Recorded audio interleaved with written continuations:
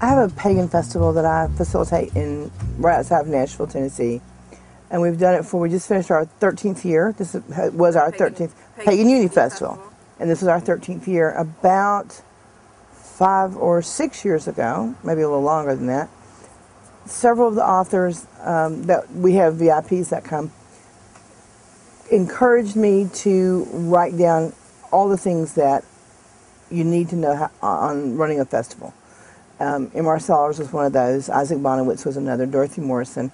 And they said, you do it really well. Your staff is good. You take care of business. We're well fed. We're taken care of. You've got a lot of workshops, and everything seems to run on a pretty good time frame, not so much pagan standard. And you should write it all down. And I thought, this is easy. Anybody can do what we do. But then I found out from listening to lots and lots of authors that apparently not everybody can do what we do.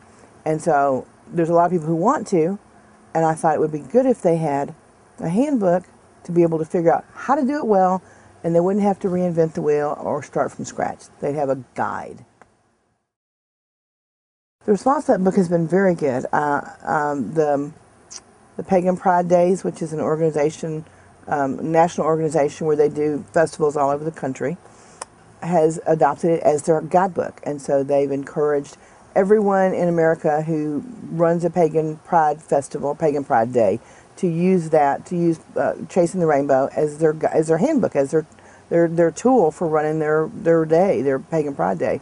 So that's been very well received by them. I've got people that will write me or call me and say, I run a festival, I've been doing it for a couple of years, I used your book and everything in your book, and it's dog-eared, and I've underlined and I've highlighted. So that's pretty gratifying. I think it could be used for anything. Well, I kind of wrote it that way. I mean, very definitely there's stories and anecdotes in there about the festival that I run. But as far as organizing people, housing them, herding them, getting them all going in the right direction, feeding them, bringing in VIPs for your event, just taking care of business in general, I think it translates to any kind of event that you're trying to run. Spell Correctly is a book on spells and doing spells well. And I've got a metaphysical shop that I've run for almost 19 years, The Goddess in the Moon, in Nashville, Tennessee. And I have written spells, specific spells for clients almost since the day we opened our doors.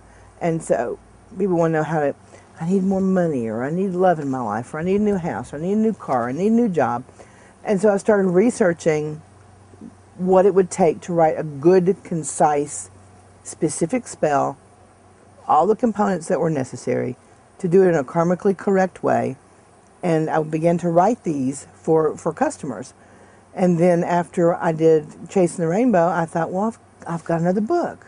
It's in my computer. I put all the spells in my computer so that, because it's not isolated that people come in and say, oh, I need a new job, especially in the economic times that we're in now. So instead of having to rewrite it or pull it out or run a copy of it, it's in the computer. I just run it off and hand it to them. And all the rocks and stones and oils and herbs that go in it, I just put it all together and hand it to them. I have, with every spell in my book, there's a list of ingredients, just like a cookbook.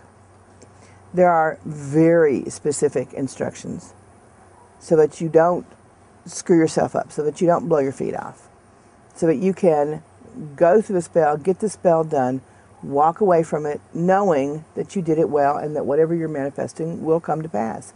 So and there's a lot of books that do that as well, but I think I've put all the ingredients together, because when I do a spell, I like herbs, I like oils, I like stones, I like to put tarot cards in it.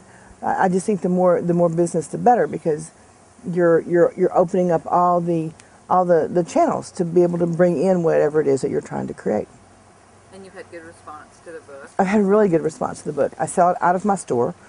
I can't keep it on the shelf. I'm ordering it. I find myself ordering it all the time from my publisher.